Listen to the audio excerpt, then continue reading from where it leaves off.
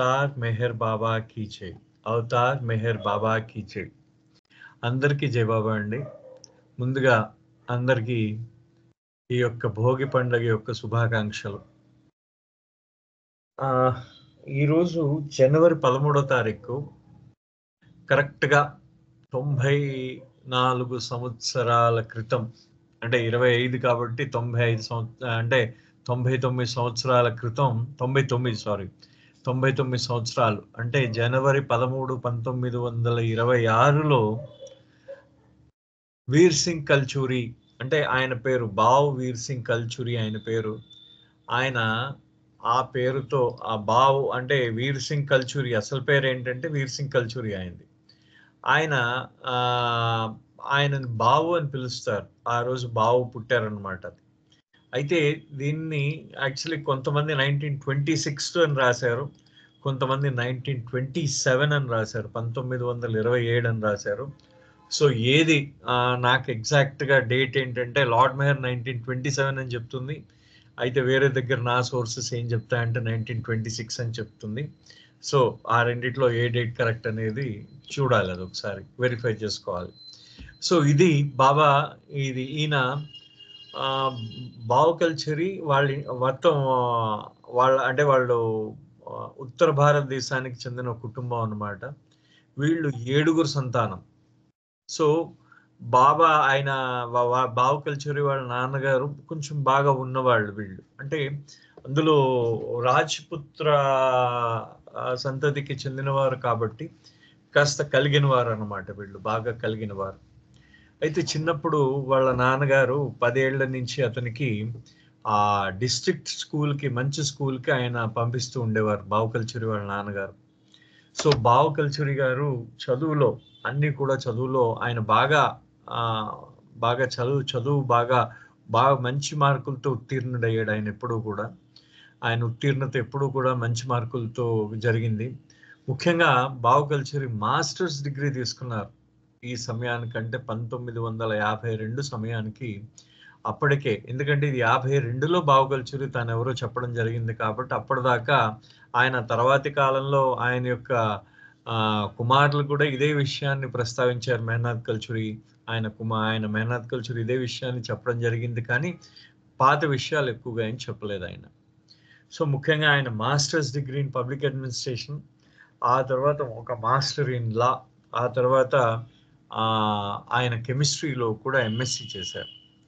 So ఈయనకి పెద్దగా ఆ సమయంలో ఆయనకి 1952 మనం మాట్లాడుకుంటుంది. ఆయనకి ఆధ్యాత్మికత, ఈ సత్యం అనే దాని గురించి పెద్దగా అవగాహన లేదు, కానీ చాలా భక్తిపరుడైన. ఎందుకంటే ఆయన ఎప్పుడు కూడా భక్తిగా, అంటే ఎప్పుడు భగవంతుడు అంటే ఒక రకమైన భక్తి విశ్వాసాలు ఉండేవి ఆయనకి బాగా. దాంతో పాటు అతను చాలా కష్టపడి పనిచేస్తూ ఉండేవాడు. చదువు తప్పించి ఇంకే విషయాలు పట్టించుకునేవాడు కాదు. సో మొత్తానికి ఈ విధంగా ఆయన యొక్క టీచర్లు వీళ్ళందరూ కూడా ఆయనను పండిట్జీ అని పిలవడం ప్రారంభించారు. సో మొత్తానికి ఈయనకి ఏవైతే ఆయన ప్రార్థన చదివేవాడో ఆ ప్రార్థనలన్నీ కూడా ఆయన కంఠస్థం వచ్చేసాయి అన్నమాట. కంఠస్థంగా ఉండేది ఆయన ప్రార్థనలన్నీ. సో బాబా 1952లో నాగ్పూర్లో దర్శనం ఇవ్వడం బాబా ప్రారంభించారనమాట. నాగ్పూర్ దర్శనం. బాబా వచ్చే 2 నెలల ముందు నుంచి ఆయనకు కొంచెం రెస్ట్లెస్, అంటే ఏంటంటే చాలా చికాక్గా ఉండేదన్నమాట అతని మనసంతా. అతను అదో రకమైన ఆందోళనకి ఎప్పుడు గురవుతూ ఉండేవాడు. అతను మహాత్మా గాంధీ యొక్క ఆశ్రమం వార్ధాలో ఉంది. సరే ఒకసారి నా మనసంతా చికాక్గా ఉందని చెప్పేసి వార్తా దగ్గర సిగాగాం అనే ప్రాంతం ఉందన్నమాట. ఆ సిగాగాంకి వెళ్ళారు. వెళ్ళిన తర్వాత అక్కడ కూడా అతను సంతృప్తి చెందలేదు. అక్కడి నుంచి నాగ్పూర్ వచ్చారు. మళ్ళీ నాగ్పూర్లో అతను రామకృష్ణ ఆశ్రమానికి వెళ్ళారు.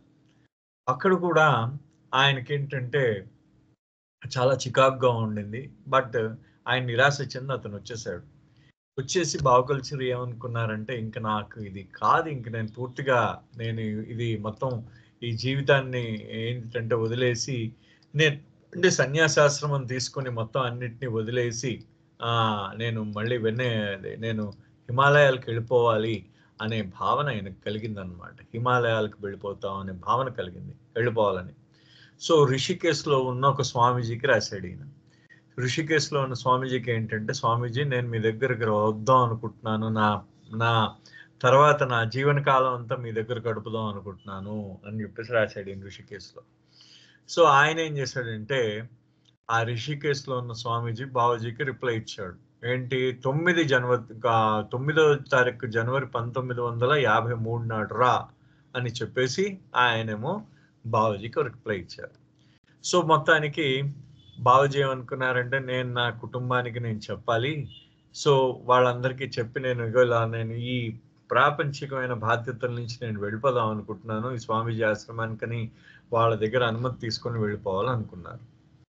ఈ లోపల బావూజీ నాగ్పూర్లో ఉంటూ ఉండేవారు. ఆయన చదువుకుంటూ ఉండేవాడు కాలేజ్లో. ఎందుకంటే ఒకరి డిగ్రీ తర్వాత ఇంకో డిగ్రీ తర్వాత ఇంకో డిగ్రీ చేశారు.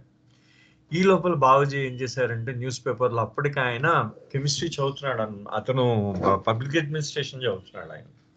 సో ఇది బావూజీ ఏం చేశారు, న్యూస్ పేపర్స్లో చదివారు, బాబా నాగ్పూర్ వస్తున్నారు అని చెప్పేసి చదివారు. సో ఎప్పుడు కూడా మెహర్ బాబా యొక్క పేరు వినలేదు. సో మెహర్ బాబా అంటే ఎవరో ఏదో అనుకున్నాడు అంతే. సరే, అంత గొప్పవాడు అంటే ఆయన దృష్టిలో ఇంకా అతనికి ఆ పేరు వినిన వెంటనే ఆయనకు ఏ విధమైన ఆయనలో ఏ విధమైన దాన్ని ఏమంటారంటే దాన్ని రియాక్షన్ రాలేదు. రాకపోయేసరికి బావూజీ ఏం చేశారంటే అప్పుడు, సో ఒక 25వ తారీఖు నాడు నాగ్పూర్ వెళ్ళి అంటే నాగ్పూర్ నుంచి ఒక 80 కిలోమీటర్ల దూరంలో ఉంటున్నారు బావూజీ వాళ్ళ కుటుంబం. ఆ కుటుంబానికి కలవడానికి ఆయన వెళ్ళాడు అనమాట. సో మొత్తానికి అప్పుడే షీలా, అంటే అప్పటికే ఒక సంవత్సరం 2 సంవత్సరాల వాళ్ళ అమ్మాయి షీలా పుట్టింది. ఆ షీలాని, తన భార్యని షీలాని కలవడానికి బావూజీ వెళ్ళారు నాగ్పూర్లో. సో బాబా నాగ్పూర్ మళ్ళీ 30వ తారీఖున వచ్చేసారు. 30వ తారీఖు నాగ్పూర్ వచ్చారు. వచ్చిన తర్వాత అక్కడ మళ్ళీ ఈ బావూజీ తన గ్రామానికి వెళ్ళి తిరిగి వచ్చేసాడు మళ్ళీ. అయితే ఆయన ఏం చేశాడంటే, ఈ లోపల పేపర్లు చూస్తే బాబా ఇంకా నాగ్పూర్లోనే ఉంటారు. ఈయన ఏమనుకున్నాడంటే, బాబా వచ్చి వెళ్ళిపోయి ఉంటారా ఒక్కరోజు అనుకున్నాడు.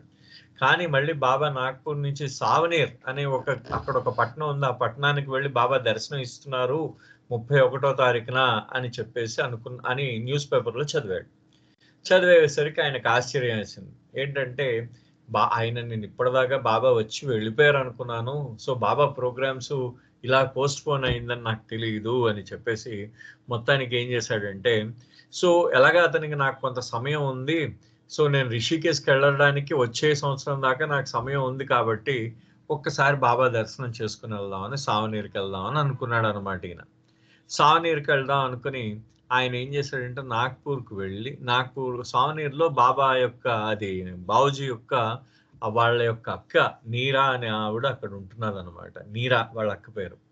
సో మొత్తానికి ఈ సావనీర్ వెళ్దామని బావూజీ అనుకున్నారు, సావనీర్ వెళ్దామని.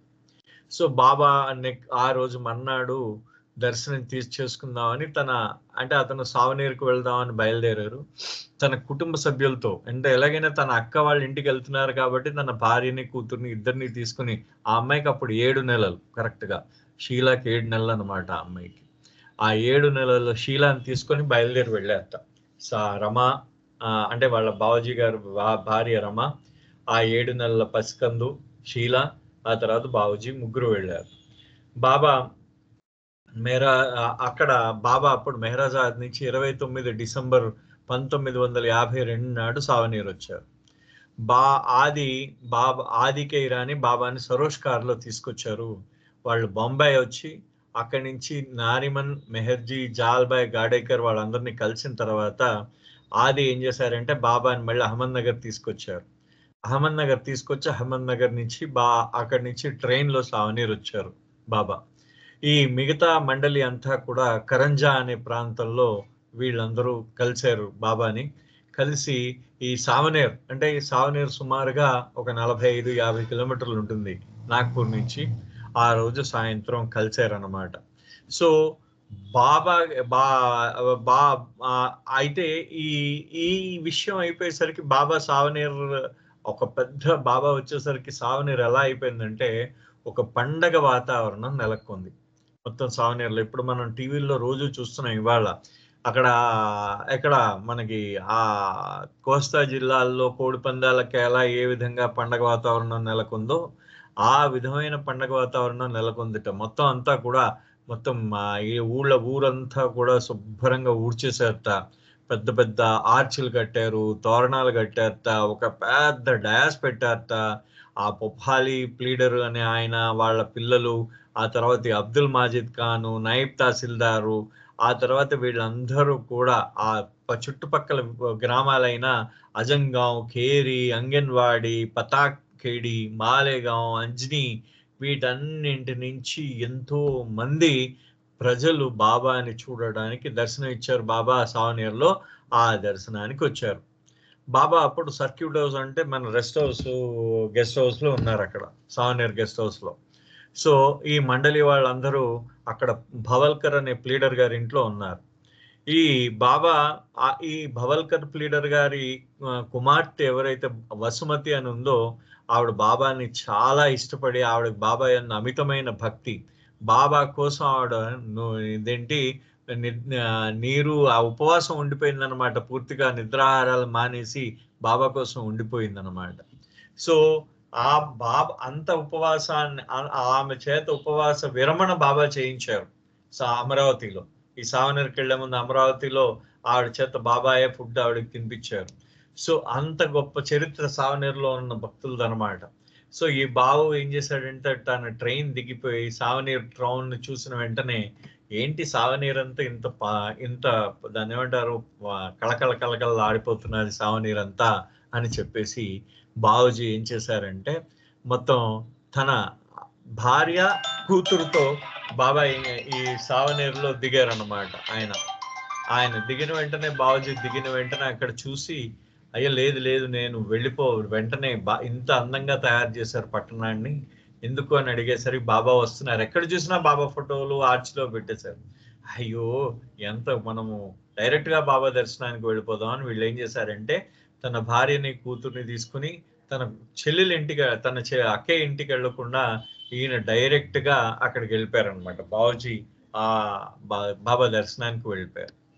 ఆ బాబా దర్శనానికి వెళ్ళిపోయేసరికి అప్పటికి the divine heritage of man అనే ఇది చదువుతున్నారు అన్నమాట. అంటే బాబా కోసం డివైన్ హెరిటేజ్ అంటే ఆయన యొక్క అంటే ఆ దివ్య వారసత్వం, భగవంతుడి యొక్క హెరిటేజ్ ఏ విధంగా ఉంటుంది ఆ దివ్య వారసత్వము గురించి చదువుతున్నారు అన్నమాట.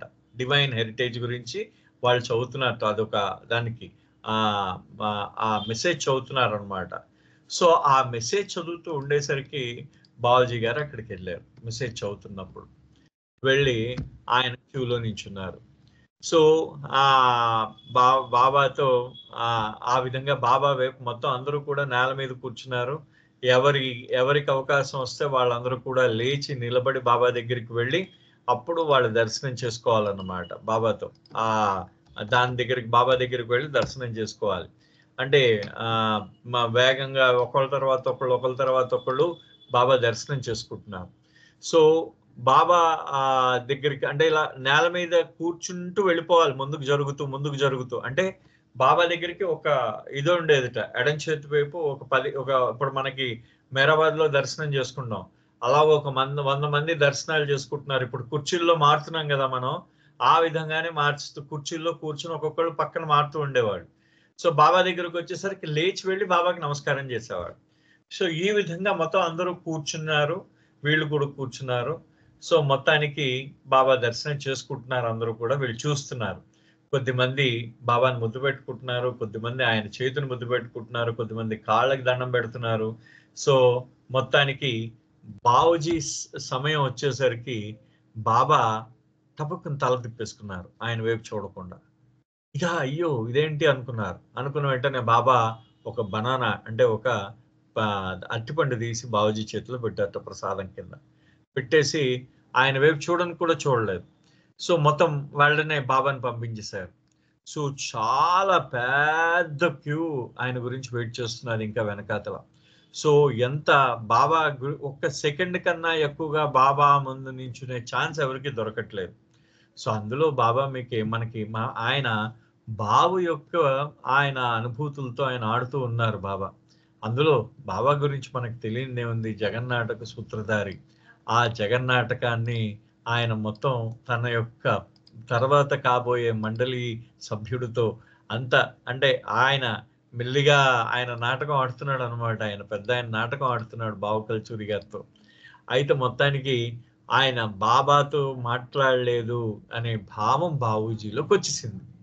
వచ్చేసరికి ఆయన యొక్క హృదయం ఏమైందంటే, ఆయనతో బాబాతో మాట్లాడాలనే వాంఛ ఆయనలో పుట్టిందప్పుడు. బావూజీలో. చూడండి, అది చూడకపోవడం అనేది ఎక్కడి దాకా తీసుకొచ్చిందో, బాబాకి ఎక్కడి దాకా తీసుకొచ్చిందో మనకు తెలుస్తున్నది. ఎప్పుడైతే బావూజీ బాబాని చూడలేదో, బాబా బావూజీని చూడలేదో, బావూజీలో అయ్యో! నాతో మాట్లాడితే బావుండును అని చెప్పి హృదయంలో వాంఛ. ఆ హృదయంలో రెస్ట్‌లెస్‌నెస్ అంటే పూర్తిగా అవిశ్రాంతత అన్నమాట. అవిశ్రాంతంగా తయారయింది ఆ హృదయం. ఏ విధంగా నేను ఆ హృదయం ఆయన్ని ఏ విధంగా చూడాలి? ఏ విధంగా ఆహ్, నేను నాకు ఆయనను చూడందే నాకీ వ్యాకులత పోలేదు అనే భావం, ఆయనకి ఆ తృప్తి లేదు అనే భావం ఆయనకు కలిగిపోయింది బావూజీ గారికి. కలిగేసరికి ఇంకా బాబా ఈయన వెనక్కి తిరిగి చూసారు బావూజీ గారు. బాబా ఆయన ఆహ్, చూడను కూడా చూడలేదు బావూజీ వైపు. చూడకపోయేసరికి బావూజీ ఏం చేశారంటే, సరే ఇంక అంతే అనుకుని ఆయన ఏం చేశారు, ఆయనకి ఆ ప్రసాదాన్ని స్వీకరించారు బావూజీ. బాబా ఇచ్చిన అరటిపండు ఇచ్చారు గదా! ఆ ప్రసాదాన్ని ఆయన ఏ విధంగా స్వీకరించారంటే, తొక్కతో సహా తినేసాడు. ఆయన ఒక్క చుక్క కూడా ఆయన పడేయలేదు. అయితే ఆయన తర్వాత రాసుకున్నారేంటంటే, ఇది ఇది అరటిపండు కాదు. కానీ ఆ అరటిపండులో నాకు ఆయన ఆ దివ్యాగ్నిని జ్వలించేటట్టు చేసేట. అరటిపండులో దివ్యాగ్నిని జ్వలించేటట్టు చేసేట.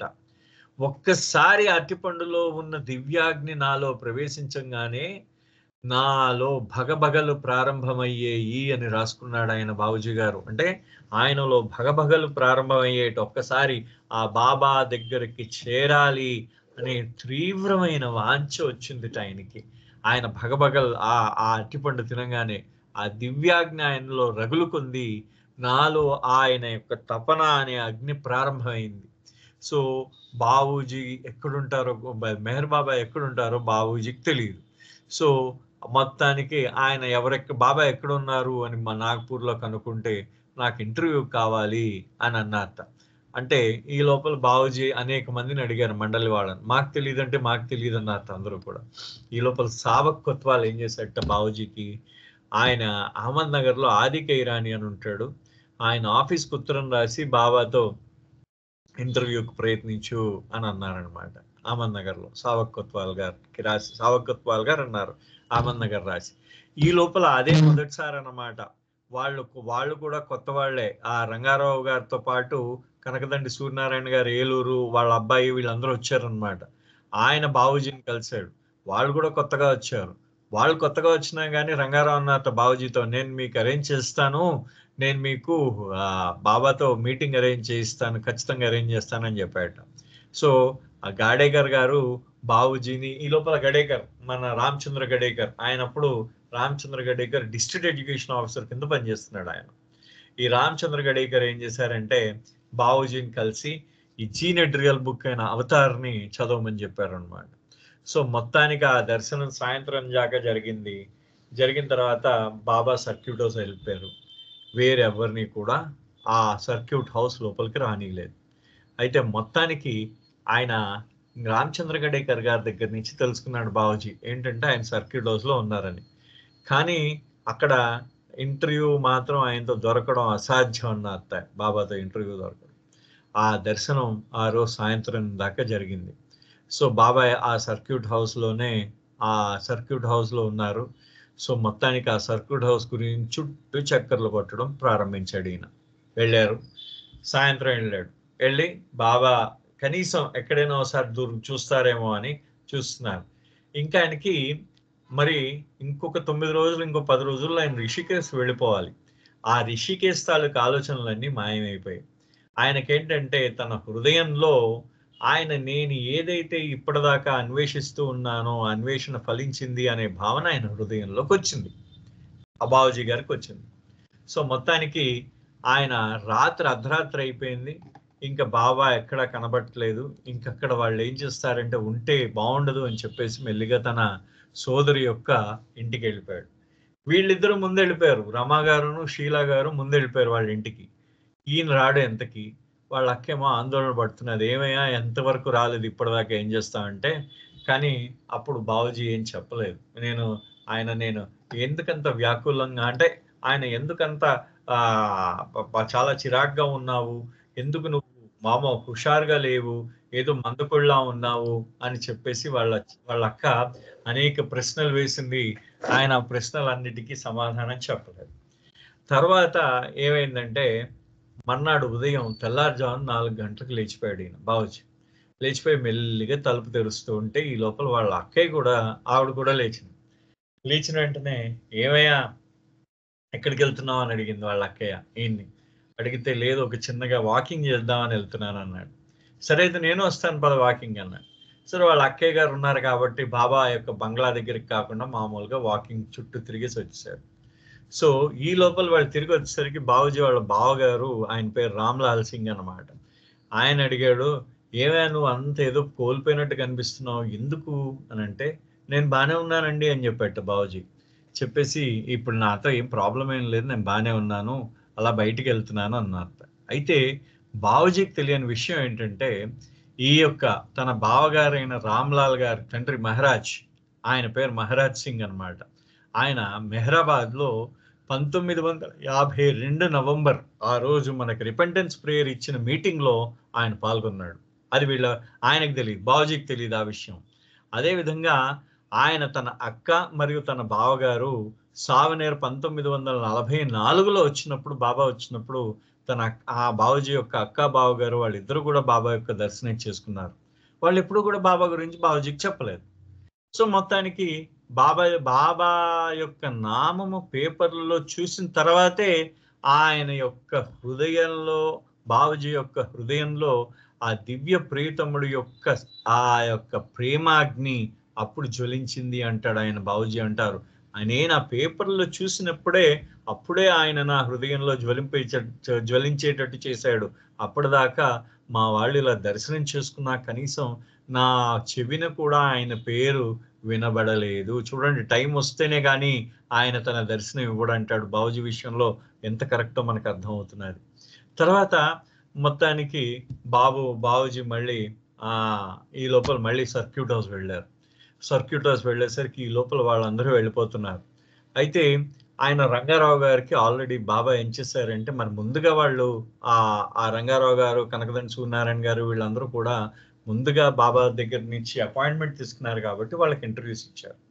వాళ్ళు ఇంటర్వ్యూ అయిపోయి బయటకు వచ్చారు. వాళ్ళు బయటకు వెళ్ళిపోతున్నారు. ఈ లోపల రంగారావు గారు అబ్బాయి ఏమన్నాడంటే, అయ్యో నాకు బాబా వేసుకున్న పూలదండ ఒకటి అడిగితే బాగుండు, అక్కడ పడేస్తున్నారు, ఆ పూలదండ ఒకటి తీసుకొని వెళ్తే బాగుండు అన్నట్టు.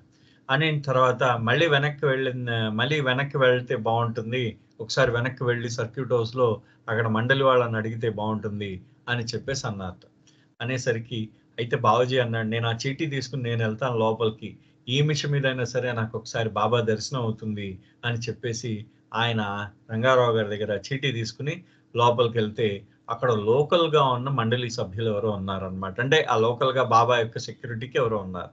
సో మొత్తానికి ఆ చీటు తీసుకుని బావూజీ లోపలికి వెళ్ళారు. వెళ్ళేసరికి వాళ్ళు లోపలికి రానియకుండా వాళ్ళు ఏం చేశారంటే ఈ చేతిలో చీటీ తీసుకుని మేము వెళ్ళి అడుగొస్తామని వాళ్ళు వెళ్ళి వచ్చేటప్పుడు వాళ్ళు ఏం చేశారంటే ఒక దండ తీసుకొచ్చారు. సో బావూజీ గారికి ఆ దండ చేతిలో పెట్టి ఇంక వెళ్ళండి అన్నట్ట.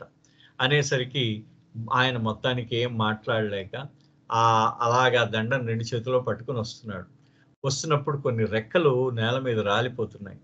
ఆ రాలిపోతున్న రెక్కలన్నిటినీ ఏడుకొని ఆయన ప్రసాదం కింద స్వీకరించాడు బావూజీ. సో ఆయన స్వీకరించి ఆ రాలిపోతున్న రెక్కల కింద నా చేతులు మారుతుంటే రెక్కలు పడతాయి కదా, ఆ రెక్కలన్నిటినీ ఏరుకొని ఆయన ప్రసాదం కింద స్వీకరించి ఆ యొక్క దండను రంగారావు గారికి ఇచ్చాడు. రంగారావు గారు ఏమన్నారంటే, నువ్వు రావయ్య ఆంధ్ర రా, బాబా ఆంధ్ర వస్తున్నారు, నేను నీకు ఖచ్చితంగా నీకు బాబాతో ఇంటర్వ్యూ అరేంజ్ చేస్తాను అని చెప్పేసి అన్నట్టు. సో మొత్తానికి ఈ లోపల ఏమైందంటే అయితే బావూజీ లోపల బాబాదాస్ అనే ఆయనను కలిశారు. ఈ బాబాదాస్ బాబా యొక్క ఆజ్ఞ మేర ఆయన మౌనం అవలంబిస్తూ ఉన్నాడనమాట. ఆయన బాబూజీ గారికి చెప్తూ ఉన్నాడు తన చేతి సంజ్ఞల ద్వారా, అవతార్ అనే పుస్తకాన్ని చదువు, దాంట్లో ఈ వాక్యం చదువు, ఈ హెడ్డింగ్ చదువు అని చెప్పేసి బాబూజీకి చెప్తూ ఉన్నారు. సో మొత్తానికి ఆయన బాబాదాస్కి ఇంగ్లీష్ తెలియదు. సో బాబా ఆ పుస్తకం బాబూజీ తీయంగానే ఆయన ఆ బాబూజీ అంటే బాబాదాస్కి ఇంగ్లీష్ పుస్తకం తెలియదు అది, కానీ దాంట్లో ఈ సెక్షన్ చదువు, ఆ సెక్షన్ చదువు, అంటే ఈ హెడ్డింగ్ చదువు, ఆ హెడ్డింగ్ చదువు అంటే విన్నాడు. ఆయన వేరే వాళ్ళ దగ్గర నుంచి విన్నాడు. విని ఆయన అందులో మౌనంలో ఉన్నాడు. మౌనంలో ఉంటూ సైగలు చేస్తూ చెప్తున్నాడు. ఆయన ఏమంటున్నా, బాబూజీ పేజీలు తిప్పంగానే ఈ పేజ్ కాదు నెక్స్ట్ పేజ్కి వెళ్ళి అంటున్నాడట. ఇది కాదు, ఈ ప్యాసేజ్ కాదు నెక్స్ట్ ప్యాసేజ్ అని చెప్తున్నాడట. సో బాబాదాస్ ఏం చేశారట, బాబూజీతో మొత్తానికి ఆ పుస్తకం అంతా తిరగయించాడు అనమాట. సో దానివల్ల అదేమైంది, ఆయన వేరే వాళ్ళ మండలి వాళ్ళని కలవడానికి కుదరలేదు. ఈ లోపల మండలి వాళ్ళు కూడా చాలా బిజీగా ఉన్నారు. సో మొత్తానికి 1 జనవరి నాడు బాబా ఏం చేశారంటే సావనేరులో ప్రోగ్రామ్ ఇచ్చారు ఆ రోజు. సో మొత్తం ఆ చుట్టుపక్కల ఉన్న ప్రాంతాల్లో ఉన్న గ్రామస్తులందరూ కూడా వాళ్ళందరూ కూడా సావనేరు వచ్చేసారు అన్నమాట. సో వీళ్ళందరూ కూడా ఆ గొప్ప సావనీరులో బాబా యొక్క దివ్య ప్రేమతో వెలిగిపోయిందిట. సో అయితే బాబా ఈ దర్శనంలో బాబాని ఏ విధంగా ఆయన మళ్ళీ కలవాలి అని చెప్పేసి ఆయన అనుకున్నాడు అనమాట. అనుకుని బాబూజీ గారు ఏం చేశారంటే బాబాని ఏ విధంగా ఆయన యొక్క ఆసక్తిని తన వైపు తిప్పుకోవాలి, బాబా అటెన్షన్ ని తన వైపు ఉండేటట్టు చూసుకోవాలి అని చెప్పేసి ఆయన అనుకున్నాడు. బాబూజీ అనుకున్నారనమాట. ఆయన అనుకుని ఆయన ఏం చేశారు, ఆయన బాబూజీ గారు ఏం చేశారంటే ఆయన అటువైపు వెళ్ళడానికి ప్రయత్నిస్తుంటే ఎవరు వెళ్ళనీయట్లేదు. సో ఈయన మళ్ళీ దర్శనం చేసుకున్నాడు బాబాది ఆ రోజు లైన్లో నిలబడి. ఆ రోజు కూడా బాబా ఈయన వైపు చూడలేదు. తర్వాత చూడండి బాబా అంటే ఈయన ఎంతలాగా తన యొక్క ప్రేమికుడిని ఏ విధంగా ఆకర్షిస్తాడు అంటే, ఆ తర్వాత the unquenching fire of spiritual longing అంటే తీరని ఆధ్యాత్మిక వాంఛ. అన్క్వెంచింగ్ ఫైర్, ఆ తీరని ఆధ్యాత్మిక వాంఛ అనే అగ్ని, ఆధ్యాత్మిక అగ్ని అనేది మనలో పుడుతుంది ఒకటి. అది తీరిపోయినది కాదు, ఎప్పటికీ తీరనిదే. ఆధ్యాత్మిక అగ్ని ఎప్పటికీ కూడా తీరందే అది. అటువంటి ఆధ్యాత్మిక అగ్ని మనలో పుట్టినందుకు పుట్టడం ఏ విధంగా పుడుతుంది అనే దాని మీద బాబా ఏం చేశారంటే ఒక సందేశం ఇచ్చారు. ఆ సందేశం కూడా మరి ఎవరి కోసమో మనం ఇవాళ అర్థం చేసుకోవాలి. చూడండి, అది అంటే ఆ తీరని అగ్ని అన్నమాట. ఎప్పటికీ ఆరని అగ్ని అది. ఆధ్యాత్మిక వాంఛ అనే ఆరని అగ్ని మనిషిలో ఏ విధంగా పుడుతుంది అనే సందేశం ఇచ్చారు. అని ఆ బాబా ఏమన్నారంటే ఆ లాస్ట్ లో అయిపోయిందిట. అక్కడ ఈ పొప్పహాలిప్ లీడరు అబ్దుల్ మాజిద్ ఖాన్ అని వీళ్ళందరూ ఏం చేశారంటే వాళ్ళు ఎంతో కష్టపడ్డారు నేను ఇక్కడ ఈ సావనీరు రావడానికి. ఈ సావనీరు అంతా కూడా నేను ఇక్కడ నా సన్నిధితో ఈ సావనీరు అంతా ఆశీర్వదించబడింది, నేను ఇవాళ నాగ్పూర్ వెళ్ళిపోతున్నాను అని చెప్పేసి బాబా వెళ్ళిపోయారు. ఆ బాబా అక్కడ నాగ్పూర్లో అనేక మంది ఇళ్ళకి వెళ్ళారు. కానీ అవన్నీ కూడా ప్రైవేట్ గా ఉన్నాయి కాబట్టి, అంటే ప్రైవేట్ గా బాబా యొక్క ప్రైవేట్ ఇళ్ళు కాబట్టి, అంటే ప్రైవేట్ దర్శనం అన్నమాట. అంటే వాళ్ళు ఇళ్ళకి వెళ్ళి దర్శనం ఇచ్చారు బాబా. సో బాబూజీ అక్కడ అటెండ్ కాలేదు. సో ఇదే విధంగా మొత్తానికి మనకి అలోబా చూసారా, ఒక కవాలి జరుగుతూ ఉంటే ఒకళ్ళ ఇంట్లో అలోబా డాన్స్ వేస్తూ ఉంటాడు అనమాట. డాన్స్ వేస్తూ ఉంటే అతన్ని ఆపమంటాడు. అతను బాబా అంటారు అతనికి ఆయన దివ్యమైన మత్తులో అతను ఎవరిని పట్టుకున్న ఆగడు అని చెప్పేసి అలోబాన్ని పట్టుకుంటారు చూసారా. ఆ సంఘటన అక్కడే జరిగిందనమాట. సో మొత్తానికి సో ఆయన విభూతి అనే ఒక బాబా యొక్క శిష్యుణ్ణి కలుసుకున్నాడు. సో విభూతి ఏం చేశాడంటే బాబా దగ్గరికి వెళ్ళాడు. వెళ్ళేసి బాబూజీ యొక్క ఆయన యొక్క త్రికరణ శుద్ధిగా బాబుజీ యొక్క కోరిక నేను ఆయన విభూతి బాబుజీని అడిగారు, నువ్వు ఏంటి కోరుతున్నావు అని అడిగారు అనమాట. విభూతి అనే శిష్యుడు, బాబా యొక్క మండలి సభ్యుడు ఉండేవాడు ఆయన. అంటే మండలి అంటే ఆయన ఔటర్ మండలి, ఇన్నర్ మండలి, ఆయన చుట్టూ ఉన్న వాళ్ళందరినీ కూడా మండలి సభ్యులే అని పిలిచేవారు. సో ఈయన ఏం చేశాడంటే, ఆయన బాబుజీ వచ్చారు అని చెప్పేసి అతను చాలా, బాబా మీ యొక్క దర్శనం చేసుకోవాలనే కోరిక ఆయన చాలా తీవ్రంగా ఉంది అని అంటే, అయితే అప్పుడు బాబుజీ మొత్తానికి ఏమన్నారు, అక్కడ వర్మగారి బంగ్లా అని ఒకటి ఉంది, ఆ వర్మగారి వాళ్ళ ఇంట్లో ఆ బంగ్లాలో వచ్చి నన్ను కలవమన్నారు బాబా అని. అప్పుడు బాబుజీకి అర్థమైంది, ఓహో ఇక్కడే ఉన్నాడా ఈ వర్మగారి బంగ్లా అంటే. ఈయన రోజు ఆ తోవలోనే వెళ్తూ ఉండేవాడు, వెనకాతలు ఆయన వెళ్తున్న తోవ వెనకాతలు ఉందన్నమాట. అరే రే నేను చూసుకోలేదే, నాకు పాపం చూడండి తెలియలేదు. అయితే ఆయనకు తెలియలేదు. పోన్లే మొత్తానికి బాబుజీ బాబా నాకు చెప్పారు ఎక్కడున్నారు అని చెప్పి, సో మొత్తానికి బాబాని ఫేస్ టు ఫేస్ కలిశారు ఆయన. కలిసినప్పుడు అది మధ్యాహ్నం పూట అన్నమాట. కవాలి మ్యూజిక్ అప్పుడే అయిపోయింది.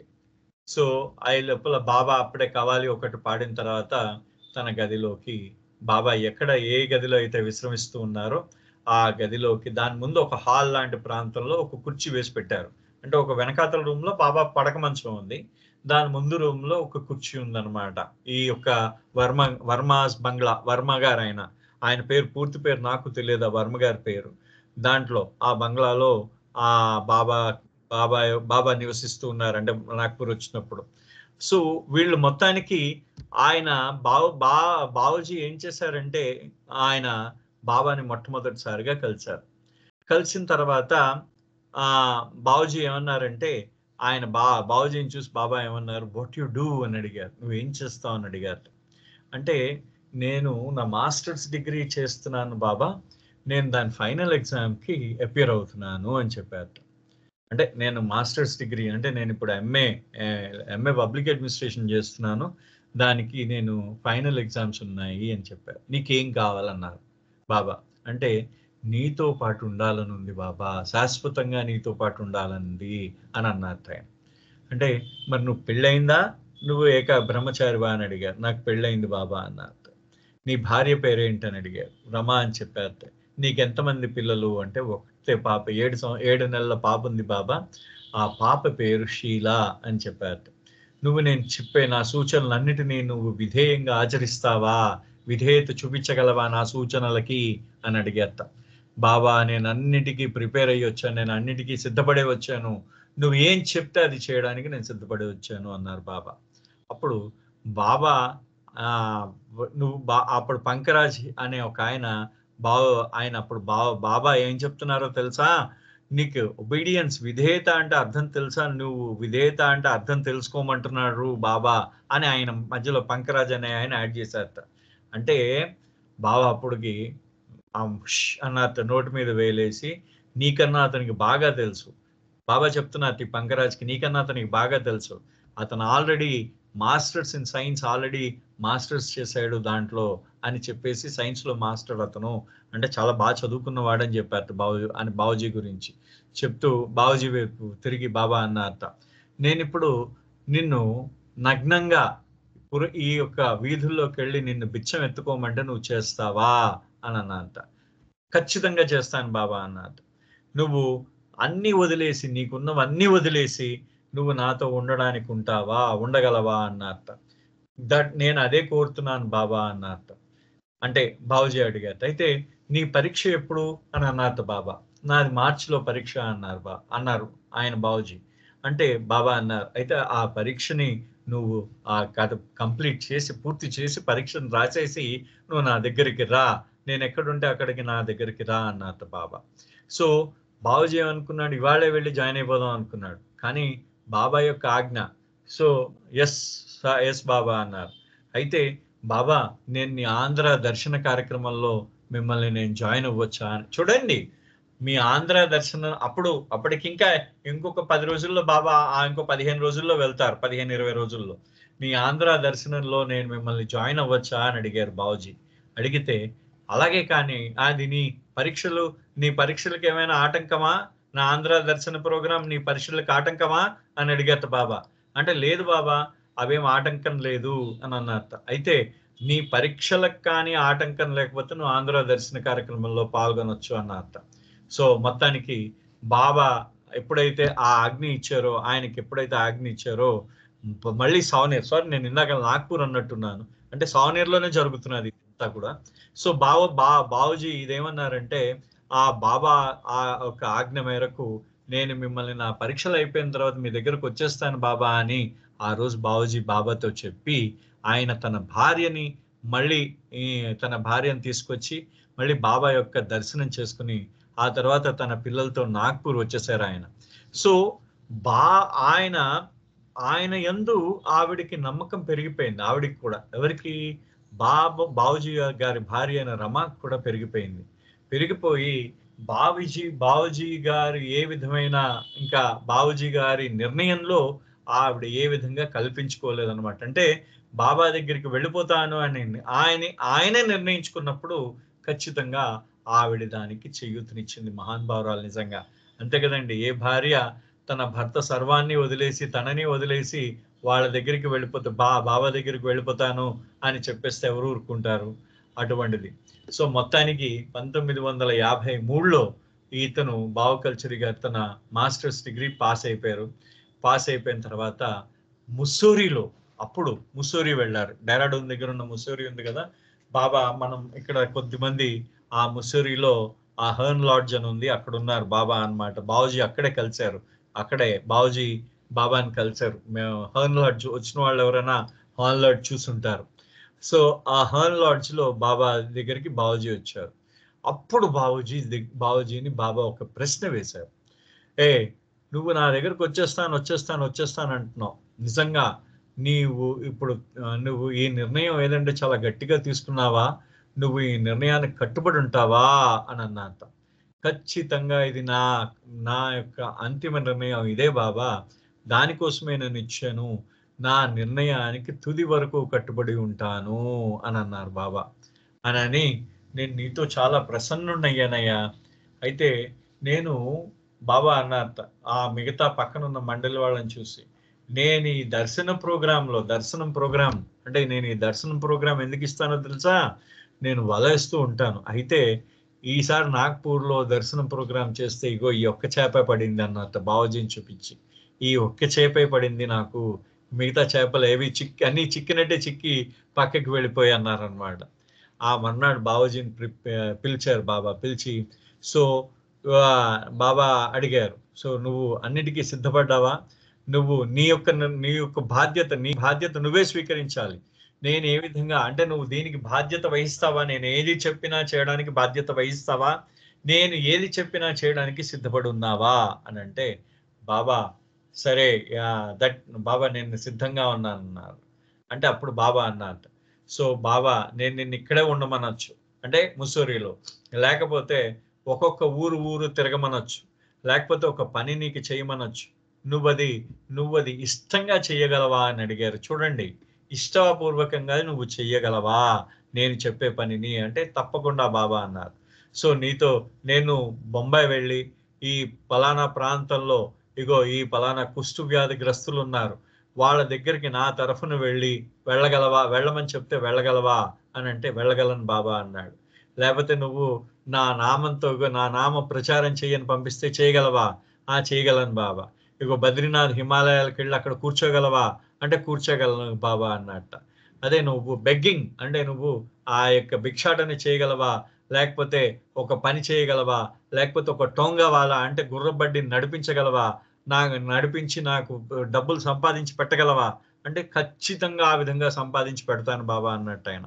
సో బాబా అప్పుడు అన్నారు, అంటే ఆయన అన్నట్టు, బాబా మీరు ఏది చెప్తే అది చేస్తాను అని చెప్పేసి అన్నారు. అంటే ఇప్పుడు బాబా అన్నారు, నేను ఏది చెప్తే అది చెయ్యాలి. కొద్ది నెలలు అయిన తర్వాత నేను నిన్ను ఎక్కడ ఉండమంటానో, నీ కుటుంబాన్ని ఎక్కడ ఉండమంటానో నేను చెప్తాను. సో నేను ఈ ప్రపంచంలో, లేకపోతే నిన్ను ఈ ప్రపంచంలో ఏదో ఒక వ్యాపారం చేయమని చెప్తాను, ఈ ప్రాపంచికంగా వ్యాపారం చేయమని చెప్తాను. సో నేను ఏం చేయమంటే నువ్వు అది చెయ్యాలి. నేను ఏది నీకు చెప్తే అది చేయాలి, నీకు అది ఇష్టం ఉన్నా లేకపోయినా. కానీ నువ్వు అది చేయిస్తే నువ్వు అది ఎందుకు చేయాలంటే, నేను చెప్పాను కాబట్టి నువ్వు చెయ్యాలి. అది నీకు ఇష్టం, నువ్వు ఇష్టపూర్వకంగా చేస్తే చాలా మంచిది. నువ్వది ఇష్టపూర్వకంగా చెయ్యకపోయినా నేను చెప్పింది చెయ్యాలి. దానివల్ల ఏమవుతుందంటే, నువ్వు మంచి, చెడు నువ్వు నా కోసం చెయ్యాలి. ఏది చేసినా నా కోసం చెయ్యాలి. నువ్వు ఈ విధంగా నా ఆజ్ఞలన్నీ 100% ప్రేమతో నువ్వు కానీ ఏ రోజైతే నా ఆజ్ఞలను నిర్వర్తిస్తావో, ఆ రోజు నువ్వు స్వేచ్ఛాయుతుడు అవుతావు. ఆ రోజు నువ్వు పూర్తిగా ఫ్రీ అయిపోతావు. నువ్వు స్వేచ్ఛాయుతుడు అవుతావు. సో, అప్పుడు నీ మనస్సు కానీ, ఈ మధ్యలో కానీ నీ మనస్సు తాలూకు మాటను విన్నావనుకో, అది నీలో చాలా గందరగోళానికి దారితీస్తుంది. ఈ మనస్సు ఎంత మోసపూరితమైందంటే, ఆ మనస్సుతో నువ్వు నన్నెప్పటికీ కూడా నాకు విధేయుడిగా ఉండలేవు. నాకు నువ్వు విధేయుడిగా ఉండాలంటే 100% విధేయుడిగా ఉండాలి అని చెప్పి, అప్పుడు బాబా ఏం చేశారంటే 2 స్టోరీస్ చెప్పారనమాట. ఉపాసిని మహారాజ్ యొక్క స్టోరీ చెప్పారు. ఒక స్టోరీలో తార్మిక్ అని ఒకతను ఉండేవాడు. అతను మహారాజ్‌తో ఉండేవాడు. అతను ఆశ్రమం యొక్క వ్యవహారాలు చూస్తూ ఉండేవాడు. అదే విధంగా మహారాజ్ యొక్క ఆధ్యాత్మిక తల్లి అని పిలిచేవారనమాట. దుర్గాబాయి కర్మకర్ అని ఒక ఆవిడ ఉండేది. ఆవిడ అంటే లాస్ట్ మూమెంట్‌లో ఈవిడే మహారాజుకి విషయం ఇచ్చేసిందనమాట. అంత ఆధ్యాత్మికతలో కూడా ఉపాసిని మహారాజుకి విషయం ఇచ్చిన ఆవిడ. అది ఇంకెప్పుడైనా చెప్పుకుందాం ఆ సంఘటన. సో, ఈ విధమైన మహారాజ్ యొక్క ఆయన యొక్క ఆధ్యాత్మిక తల్లిగారుగా పిలువబడిన దుర్గాబాయి కర్మేకర్ కూడా ఆవిడ అక్కడ ఉండేది, ఆశ్రమంలో ఉండేది. ఈ తర్మేక్ అనే ఆయన, ఈ దుర్గాబాయి వీళ్ళిద్దరూ కూడా ఒకరోజు వాదోపవాదాలు జరిగాయి. మహారాజు వాళ్ళు ఇద్దరిని వెళ్ళిపోమన్నారు. ఎందుకంటే ఇద్దరికీ ప్రేమ ఉంది. దేని మీద? డబ్బు మీద ప్రేమ ఉందన్నమాట ఇద్దరికి. సో, ఆ విధంగా వెళ్ళిపోమనడం వల్ల వాళ్ళిద్దరూ ఆ దుర్గాబాయికి వెళ్ళిపోతూ ఆవిడ ఏం చేసిందంటే మహారాజుకి విషం పెట్టేసింది. అయితే ఇక్కడ అంటే ఆ విషం పెట్టిందనే మాట బాబాయ్ చెప్పలేదేమీను. అయితే ఇక్కడ ఇంకొక వ్యక్తి ఉన్నాడు అక్కడ, మహాదేవ్ అని. అతను ఒక రైతు. అతను మహారాజుని చాలా ప్రేమించేవాడు. అతను ఏమి చేసేవాడు కాదు. ఎప్పుడూ కూడా మహారాజుని స్మరిస్తూ రోజు ఆ విధంగానే ఉండేవాడు. తన యొక్క కార్యక్రమం చూసుకునేవాడు. ఒకరోజు ఒక ప్రశ్న ఉదయించింది ఆశ్రమంలో. ఈ తర్మేక్ అనే అతను పొద్దున్నుంచి సాయంత్రం దాకా గొడ్డులా చాకరీ చేసేవాడు. ఈ మహాదేవ్ అనే ఆయన పొద్దున్నుంచి సాయంత్రం దాకా ఏమీ చేయకుండా కూర్చునేవాడు. సో, అప్పుడు మహారాజ్ దగ్గరికి వెళ్ళి వీళ్ళిద్దరూ అన్నారట, వాడేమో ఏమీ చేయకుండా కూర్చుంటున్నాడు మహారాజ్, నేనేమో మొత్తానికి గొడ్డులా పనిచేస్తున్నాను ఉదయం నుంచి సాయంత్రం దాకా అని తర్మేక్ చెప్పాడట. అంటే అప్పుడు మహారాజ్ అన్నారట, ఎవరైతే వాళ్ళు సంవత్సరాల తరపు బట్టి కూడా వాళ్ళు అన్నిటికన్నా అంటే అసలు చాలా మంది ఏం చేస్తారంటే కొంతమంది అలాగ పని చేస్తూనే ఉంటారు 24 గంటలు. కొద్దిమంది ఏ పని చేయకుండా ఉండిపోతారన్నమాట. ఏ పని చేయకుండా. అది చాలా కష్టమైన పని. అన్నిటికన్నా కష్టమైన పని ఏ పని చేయకుండా ఉండడం. అది సంవత్సరాల పాటు ఏ పని చేయకుండా ఉంటారట. అటువంటి సంవత్సరాల పాటు ఏ పని చేయకుండా ఉండడం అదొక పెద్ద తపస్సు అని చెప్పేసి అంటారు బాబా. అదొక పెద్ద తపస్సు అని చెప్పేసి అంటారు. అని చెప్పి అప్పుడు బాబా ఆయనతో చెప్పారట, బాబూజీతో. ఈ జవహర్లాల్ నెహ్రూ, చర్చిలు వాళ్ళు వాళ్ళ దేశాల ప్రధానమంత్రులు వాళ్ళు ఇంత పని చేస్తున్నారు. అయితే అటువంటి వారు అనేక మంది చేసే పని మన నీలకంఠ్ వాళ్ళ మస్తు హిమాలయాల్లో ఆయన అలాగా తన యొక్క మంచం మీద అలా పడుకుని ఆయన ఉంటారు ఎప్పుడూ కూడా. అది అనంత రెట్లు ఎక్కువ, అనంతమైన రెట్లు ఎక్కువ. అంటే ఎన్ని రెట్లు ఎక్కువ మీరు ఒకసారి ఆలోచించండి. ఈ రాజకీయ నాయకులు చేసే పనులు ఏవైతే ఉన్నాయో ఆ పనులు ఎందుకు కూడా నీలకంఠ్ వాళ్ళ చేసే మస్తు యొక్క పని ముందు, ఆయన యొక్క దైవీ కార్యం ముందు ఎందుకు పనికి రావన్నమాట. అవి ఎప్పటికి కూడా పనికి రావట అని చెప్పేసి, అయితే ఏం పని చేయలేదు అంటే అర్థం ఏంటి? ఏం పని చేయకుండా ఉండడం అంటే అర్థం ఏంటి అసలు అని చెప్తూ బాబా అప్పుడు ఆయనకి ఈ విధమైన వివరణ ఇచ్చారు. ఏంటి? తినడం కూడా పనే, ఉపవాసం ఉండడం కూడా పనే, నిద్రపోవడం కూడా పనే, మేల్కొని ఉండడం కూడా పనే. సో, వీటన్నింటికి విరుద్ధం ఏంటంటే, ఏ పనైతే మనకు అప్పజెప్పబడిందో ఆ పనిని ఎవరైతే మనకు అప్పజెప్పిన వాడికి ఆజ్ఞకు అనుసారంగా మనం చేసినట్టయితే మనం ఏం చెయ్యనట్టే అట పని. మళ్ళీ ఇంకోసారి చెప్తున్నాను చూడండి. మళ్ళీ అంటే బాబా యొక్క పని మనం ఏ విధంగా ఉండాలంటే వాట్ డస్ నథింగ్ మీన్ అంటే ఏ పని చెయ్యకపోవడం అంటే ఏంటి? ఇదన్నిటికన్నా గొప్ప పనన్నారు. ఏ పని చెయ్యకపోవడము అంటే అర్థము అన్నింటికన్నా గొప్ప పనన్నారు బాబా. అనంటూ టు ఈట్ ఈస్ వర్క్ అంటే నువ్వు తినడం కూడా పనే. నువ్వు ఉపవాసం ఉండడం కూడా పనే. నువ్వు నిద్రపోవడం కూడా పనే. నువ్వు మేల్కువగా ఉండడం పనే. వీటన్నింటికి ఆ రెమెడీ ఏంటి? ఈ పనులన్నిటికి రెమెడీ ఏంటి? అంటే రెమెడీ అంటే ఔషధం, మందు, చికిత్స. ఈ ఈ పనులన్నిటికి చికిత్స ఏంటి అని అన్నారన్నమాట. ఈ పనులంటికి చికిత్స ఏంటంటే, మనకి ఏదైతే పని అప్పగించబడిందో, ఆ అప్పగించిన వాడి ఆజ్ఞానుసారంగా ఎవడైతే మనకు పని అప్పగిస్తూ ఉన్నాడో, మనకు అప్పగించిన వ్యక్తి యొక్క అభిష్టం మేరకు కానీ మనం పని చేసేస్తే మనం ఏం చేయనట్టే అన్నమాట. పనేం చేయనట్టే. అంటే అవతల వ్యక్తి మనకు ఒక పని అప్పగించాడు. ఆ వ్యక్తి యొక్క అభిష్టానికి అనుగుణంగా మనం ఏంటంటే మనం ఈ పని ఇవతల వైపు కానీ చేసేసినట్టయితే మనం ఏ పని చేయనట్టే అన్నమాట. అంటే ఆ వ్యక్తి చెప్పినట్టు చేసేస్తే మనం గొప్ప తపస్సు చేసినట్టే. అదనమాట అక్కడ. సో, ఇక్కడ బాబా అంటే చూడండి బాబా బావు కల్చూరి గారికి ఎంత గొప్పగా ఆయన ఫస్టు మొట్టమొదట్లో ఆయన ఏ విధమైన దాన్నేమంటారంటే ఏ విధమైన ఆ మాటలు చెప్పడం జరిగిందో అనేది మనకు తెలుస్తుంది. అంటే ఆయన యొక్క పని ఏ విధంగా ఉంటుంది. అంటే నాకు ఈ సెంటెన్స్ చాలా బాగా నచ్చుతుంది ఎప్పుడు కూడా. నువ్వెప్పుడూ కూడా నువ్వు తినడము పనే, నువ్వు ఉపవాసం ఉండడం పనే, నిద్రపోవడం పనే, నువ్వు మెలకువగా ఉండడం కూడా పనే. అయితే దీనికి చికిత్స ఏంటంటే ఈ పనికి విరుద్ధం ఈ చికిత్స ఏంటంటే మందేంటంటే నువ్వు ఎవరైతే పని నీకు అప్పగించారో ఆ పని అప్పగించిన వ్యక్తి యొక్క అభిష్టానికి అనుగుణంగా నువ్వు పని చేసినట్టయితే నువ్వేమి చేయనట్టే, ఏ పని చేయనట్టే. అంటే నీకు ఏ సంస్కారాలు చుట్టుకోవన్నమాట. We have done nothing. అంటే మనం ఇప్పుడు ఖాళీగా మనం ఒక తపస్సు చేసినట్టే. అవతల వ్యక్తి యొక్క అభిష్టానికి అనుగుణంగా మనం పని చేసినట్టయితే మనం ఏం చెయ్యనట్టే అన్నారు. అని మనలో ఉన్న కోరికలు ఏ విధంగా నిల్వ ఉంటాయో, మన మనస్సులో ఏ విధంగా నిల్వ ఉంటాయో, అదే విధంగా మన మనస్సు ఈ కోరికల వలన అనేక సార్లు మన మీద విప్లవం పాటిస్తూ ఉంటుంది. ఇదంతా కూడా కోరికల వలన. సో ఈ విప్లవం గురించి బాబా ఆయనకి చెప్పారు. చెప్పి ఇప్పుడు నువ్వు నా కోసం జీవించాలి అన్నారు బాబా. అర్థమైందా? అంటే చూడండి ఆయన బాబా అంటే బాబా ఈ విషయాలన్నీ చెప్పి ఈ ఉపాసిని మహారాజ్ యొక్క విషయం చెప్పారు. ఈ తర్మేక్ యొక్క విషయం చెప్పారు. మహాదేవ్ అనే ఆ యొక్క రైతు యొక్క విషయం చెప్పారు. నీలకంఠవాలా మస్త్ యొక్క విషయం చెప్పారు.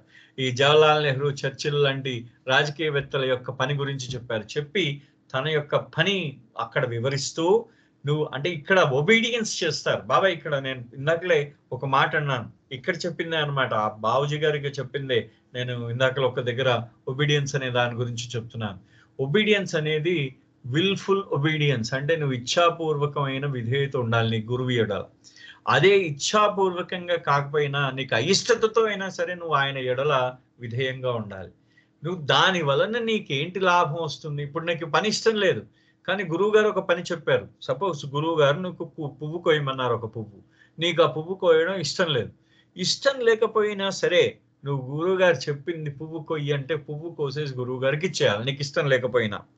కారణం ఏంటంటే దాని యొక్క సంస్కారముల యొక్క దాని ఫలితం మొత్తం గురువు గారికే చెందుతుంది. నీకేమి కూడా చెందదు. ఇక్కడ బాబా చెప్పేది అది. ఏదైతే పని అప్పగించారో ఎవరైనా సరే నీ గురువు గారు నీకు ఎవరైతే పని అప్పగిస్తున్నారో ఆ అప్పగించిన పనిని నువ్వేంటంటే ఆ అప్పగించిన వ్యక్తి యొక్క అభిష్టం మేరకు చేసేయి. నువ్వు ఆఫీస్లో కానీ ఇంట్లో కానీ ఎవడైనా సరే నీ భార్య అప్పగించినా నీ పిల్లలు అప్పగించినా నువ్వు ఆఫీస్లో అప్పగించినా ఏ పని అప్పగించినా ఆ పనిని వాళ్ళకు అనుగుణంగా వాళ్ళ యొక్క అభిష్టానికి అనుగుణంగా చేసేస్తే నీకే విధమైన సంస్కారములు చుట్టుకోకూడదు. కాబట్టి అని చెప్పి బాబా ఏం చేశారంటే నాయనా ఇక్కడి నుంచి నువ్వు నాతో ఉంటావు. Now you live for me. ఇంక నువ్వు నా కోసమే జీవించు అని అన్నారు బాబా. అసలు బాబుజీని అక్కడ 15 రోజులు ఉండమని బాబా చెప్పారు. కానీ 3 రోజుల్లో మళ్ళీ పంపించేశారు. నువ్వు నాగ్పూర్ వెళ్ళిపో. ఒక నెల పాటు కంప్లీట్‌గా రెస్ట్ తీసుకో. ఆ తర్వాత డెహ్రాడూన్ రా. నువ్వు డెహ్రాడూన్ వచ్చిన తర్వాత నీ శరీరంలో ఉన్న ప్రతి ఎముకను నేను విరగొడతానన్నట. నిన్ను వెనక్కి పంపించేస్తున్నానని అనుకోకు. నిన్ను నాతోనే ఉంచుకుంటాను. ఖచ్చితంగా నాతోనే ఉంచుకుంటాను అని చెప్పేసి బాబాకి ఆయన కొన్ని ఇన్‌స్ట్రక్షన్స్ ఇచ్చారు. బావాజీకి ఇచ్చారు. బాబా యొక్క ఆజ్ఞ ప్రకారం 8వ తారీఖు జూలై 1953న బావూజీ డెహ్రాడూన్‌లో బాబా దగ్గరికి పర్మనెంట్‌గా వచ్చారు. ఆయన మొట్టమొదటి ఆజ్ఞ ఏంటంటే ప్రతి ఒక్క మండలిని ఆయన ఫస్ట్ ఆజ్ఞ చూడండి, బావూజీకి ఇచ్చిన ఆజ్ఞ ఏంటంటే ప్రతి ఒక్క రాత్రి అందరూ పడుకున్న తర్వాత ప్రతి ఒక్కడు రూమ్కి వెళ్ళి you fool keep silence after 9 o'clock అని చెప్పమన్నారు. అంటే ఓ పిచ్చోళ్ళలారా 9 తర్వాత నిశ్శబ్దం పాటించండి మూర్ఖులు. ఫూల్ అంటే అంటే నీకేమో ఏ విధమైన పనికి మాలిన వాడు మూర్ఖ, నువ్వు 9 గంటల తర్వాత మౌనం పాటించు అని చెప్పేసి వాళ్ళందరికీ గట్టిగా అరుస్తూ చెప్పిరా పో అని, ఇదే నీ ఆరంభము అని చెప్పారు. 27 సంవత్సరాల్లో బావూజీ అత్యంత పిన్న వయస్కుడు మండలి సభ్యులందరిలో కూడా. ఆ తర్వాత ఇంకా చాలా ఉంది. ఆ తర్వాత చాలా చాలా కార్యక్రమాలు జరిగాయి బావూజీతో. ఆ తర్వాత మనం అన్ని మళ్ళీ చదువుకోవచ్చు. సో ఇవాళకి ఇక్కడ ఆపుతాను. అవతార్ మెహర్ బాబాకి జై. హోప్ సో సమ్ ఇన్ఫర్మేషన్ వచ్చింది అనుకుంటున్నాను. జై బాబా.